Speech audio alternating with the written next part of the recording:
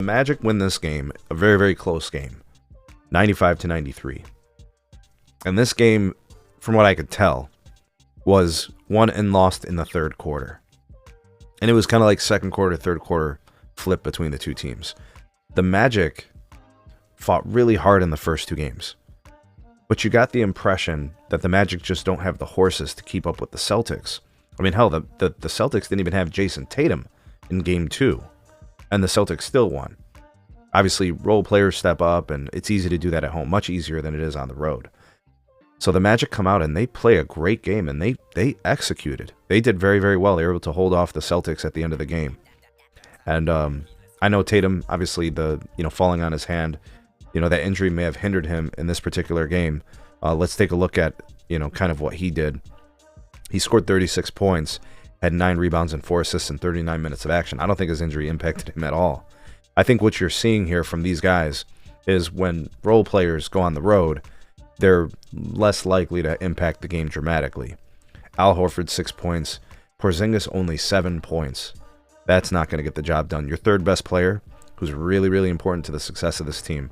In my opinion, if Kristaps Porzingis is unavailable or misses games due to health or is ineffective, they're probably not going to repeat as champions. If he is playing at a high level and is available, can get them over the top. This year for the Celtics is going to be a tougher challenge to win a chip than last year. I think that's pretty obvious. Derek White, 16 points in 40 minutes of action. Jaylen Brown, 19 points. They just didn't get enough. Peyton Pritchard has been amazing for the Celtics this year. 3 points in 26 minutes. That will not get the job done. For the Magic, Paolo was fantastic, 29.6 rebounds. Franz Wagner was really good. These guys have been killing it. If you guys have watched the games in this series, these two guys, Paolo Banchero, Franz Wagner, have been excellent. If not for them, I don't know where these Magic would get points from. They have been fantastic. I'm loving the way that they're playing. Franz Wagner, man, 32, 7, and 8. Really, really good performance from him. Wendell Carter Jr., 10 points, but that's really it. I think 9 off the bench for Anthony Black. He's been decent in this series. But this game was won on defense. And when a score is 95-93 in today's NBA, this game was won on defense, getting some stops. The Magic shot 41%. The Celtics shot 44%. From three-point, the Magic were not good. The Celtics weren't that much better. You guys notice that the Celtics aren't taking 63s anymore? Like the stuff that they were doing in the regular season, you're not seeing them take 55 63s anymore, right? Because that's a recipe for disaster. Scoring update, Cleveland is up by 16 here in the second quarter, 39-23. Oh, man. Game is in Miami. Miami having a hard time getting some points. Free throw-wise, pretty even in terms of opportunities. Rebounding edge goes to the Magic. They were +3. They were killing the Celtics on the offensive glass. If there's going to be an adjustment to be made for the Celtics, I think they have to address the glass. They're going to have to get the Orlando Magic off of the offensive glass, prevent the second chance opportunities, and do a better job of securing the ball and getting stops. A lot of people don't talk about it, but in order to complete a defensive possession, you must rebound the ball. If you don't rebound the ball, these guys get another opportunity to score points, and those second chance opportunities sometimes are just little bunny putbacks. All right, so they're going to have to do a better job than that. Turnovers, the Magic took care of the ball better than the Celtics. The Celtics had 19 turnovers. That's not going to get it done. Even with 19 turnovers, even with giving up all those offensive rebounds and losing the glass battle, the Celtics still had a chance. They were within a possession. This series, if I had to, choose, who's got control of the series, the Celtics still have control of the series. They defended home court. They took 2 games in Boston. But the Magic did their job. In Orlando, they won Game 3. And now I think because they've seen their hard work pay off, they got a close win. And they played the Celtics hard for, a lot of Game 1 and 2. I think the Magic believe that they can beat the Celtics again. Now, they're going to have to execute. Game 4, the Celtics are going to make some adjustments. You're going to see, Coach Mazzulla really address the rebounding issue. Going to want to really address the turnovers issue, right? And if the Celtics can kind of fix those things, I think the Celtics can win Game 4, and that changes the complexity of the series. That means you're going back to Boston up 3-1. If the Celtics lose Game 4, the Magic find a way to win, which they can. That's a possibility.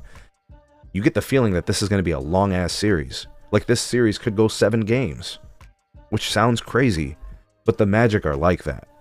The coaching staff has done a really nice job of developing players in Orlando. I think guys play within their roles. I think they believe in Franz and Paolo as their offensive leaders. You know, and I think they're doing all the right things. Just look at some of this, right? To show you guys how tough the Magic are. The Magic held the Boston Celtics to 11 points in the third quarter. Can we talk about who the Boston Celtics have on their team? The Boston Celtics have Jason Tatum, who's one of the most complete offensive players in the NBA. Jaylen Brown, who's an excellent offensive player. Peyton Pritchard, who's the 6th man of the year. Derek White, who has emerged as one of the best spot-up shooters. You know, that's not really a primary scorer, right? He's a supplemental player, role player. Very reliable all season long. You know, you have guys, Kristaps Porzingis. These are offensive weapons. Drew Holiday can be a very good player, offensive player. He can knock down shots sometimes. He could play facilitator as a point guard. Like, there are weapons in Boston. And the Orlando Magic held them to 11 points in the third quarter. That's defensive intensity. That is defensive detail. That is, you know, fiercely competing to get stops on the defensive side of the ball. The Magic are a really fun team. They're a really great team to root for. If you're an Orlando Magic fan, you're loving it. You're the competitive nature of this team. I'm telling you, Franz and Paolo are fantastic young players. The Magic are going to be a problem for a long time. And, you know, they're obviously have dealt with injury problems all year. But this is their peak of what they can do, in my opinion, with the roster that they have. And I'm really excited about seeing them having an opportunity to win Game 4 in Orlando, go back to Boston with a chance in Game 5 to maybe make a difference in the series. Like, could you imagine? And I'm not saying this is a guarantee.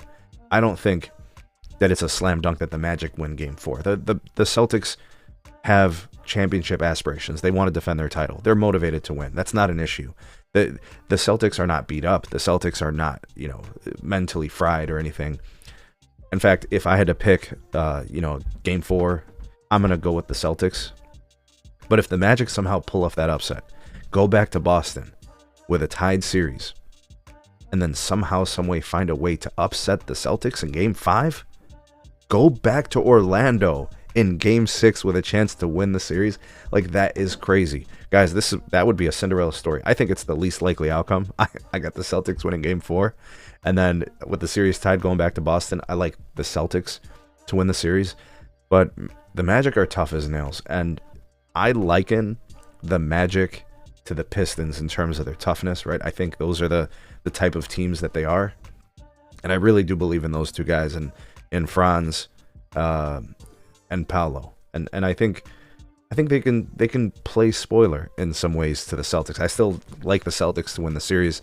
I still think the Celtics are in control of the series. But you never know. The Magic could make this thing interesting. They're a lot of fun. I love what's going on in Orlando.